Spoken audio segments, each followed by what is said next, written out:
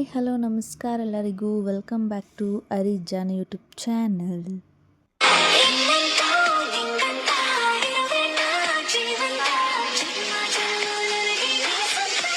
ನಾನಿವತ್ತು ಚಿಕನ್ ಬಿರಿಯಾನಿ ಮತ್ತು chicken fry ಮಾಡ್ತಾಯಿದ್ದೀನಿ. ಎಲ್ಲರೂ ಸಹ ಮಾಡ್ತಾರೆ, ಆದರೆ ನನ್ನ ಸ್ಟೈಲಲ್ಲಿ ಹೇಗೆ ಮಾಡೋದು ಅಂತ ನಾನು ತೋರಿಸ್ತೀನಿ.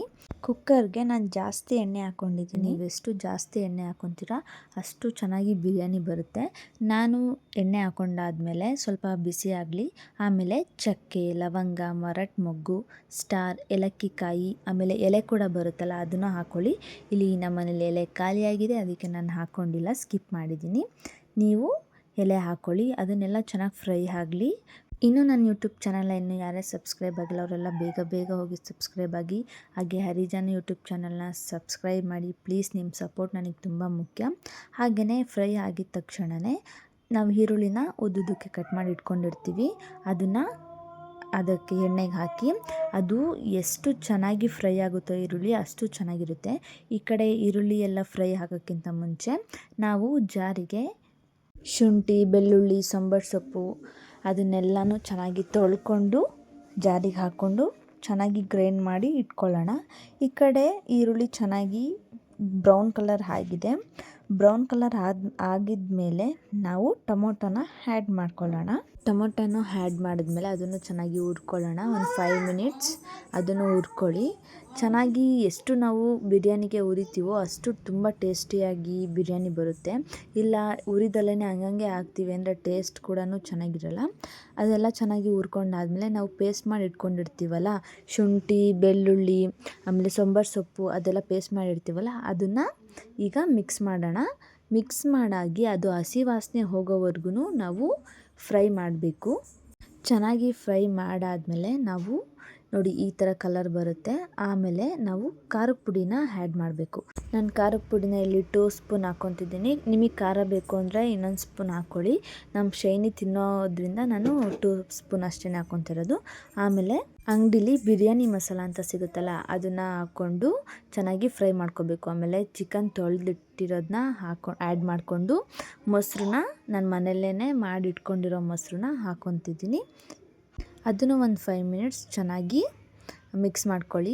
ಆಮೇಲೆ ನೀರು ಹಾಕ್ಕೊಬೇಕು. ನಾವೀಗ 1 ಲೋಟ ನಾವು ಅಕ್ಕಿ ಹಾಕೋದಕ್ಕೆ 2 ಲೋಟ ನೀರು ಹಾಕ್ಕೊತಿದ್ದೀವಿ.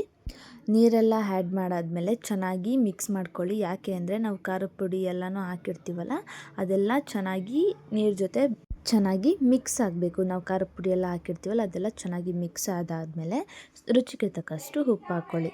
ಉಪ್ಪು ಹಾಕಿದ್ಮೇಲೆ ಚೆನ್ನಾಗಿ ಮಿಕ್ಸ್ ಮಾಡಿಕೊಂಡು ನಾವು ಚಕ್ಕೆ ಲವಂಗ ಪುಡಿನ ನಾವು ಮನೇಲೇ ಮಾಡಿಟ್ಕೊಂಡಿದ್ದೀವಿ ಅದನ್ನು ಆ್ಯಡ್ ಮಾಡ್ಕೊತಾ ಇದ್ದೀನಿ. ಅದನ್ನು ಆ್ಯಡ್ ಮಾಡ್ಕೊಂಡಾದ್ಮೇಲೆ ಚೆನ್ನಾಗಿ ಮಿಕ್ಸ್ ಮಾಡಿಕೊಂಡು ನಾವು ಅಕ್ಕಿನ ಒಂದು 5 ಮಿನಿಟ್ಸ್ ಮುಂಚೆನೇ ತೊಳೆದು ಇಟ್ಕೊಂಡಿದ್ದೀನಿ. ಅದನ್ನು ಆ್ಯಡ್ ಮಾಡಿಕೊಂಡು ಚೆನ್ನಾಗಿ ಮಿಕ್ಸ್ ಮಾಡ್ಕೊಳ್ಳಿ. ಉಪ್ಪು ಖಾರ ಎಲ್ಲ ಸ್ವಲ್ಪ ಟೇಸ್ಟ್ ನೋಡಿ ಆಮೇಲೆ ಕುಕ್ಕರ್ ಮುಚ್ಚಳನ ಮುಚ್ಚಿ 1 ವಿಷಲ್ ಕೂಗಿಸಿ. ಆರಿದ್ಮೇಲೆ ಆಹಾ ಏನು ಟೇಸ್ಟಿಯಾಗಿತ್ತು ಗೊತ್ತಾ ಬಿರಿಯಾನಿ, ಸೂಪರಾಗಿತ್ತು. ಬಿರಿಯಾನಿ ಮಾಡಿದ್ದಾಯಿತು. ಈಗ ಚಿಕನ್ ಫ್ರೈ ಮಾಡೋಣ. ಚಿಕನ್ ಫ್ರೈ ಹೇಗೆ ಮಾಡೋದು ಅಂದರೆ ಒಂದು ಬಾಣಲಿಗೆ ಸ್ವಲ್ಪ ಎಣ್ಣೆ ಹಾಕ್ಕೊಂಡು ಅದನ್ನು ಚಿಕನ್ನ ಚೆನ್ನಾಗಿ ಹುರ್ಕೊಳ್ಳಿ. ಇನ್ನೊಂದು ಜಾರಿಗೆ ಶುಂಠಿ, ಸಾಂಬಾರು ಸೊಪ್ಪು, ಬೆಳ್ಳುಳ್ಳಿ, ಈರುಳ್ಳಿ ಅದನ್ನೆಲ್ಲ ಹಾಕ್ಕೊಂಡು ಚೆನ್ನಾಗಿ ಗ್ರೈಂಡ್ ಮಾಡಿ ಸಣ್ಣಕ್ಕೆ ಆಗೋ ಥರ ರುಬ್ಬಿ ಇಟ್ಕೊಳ್ಳಿ.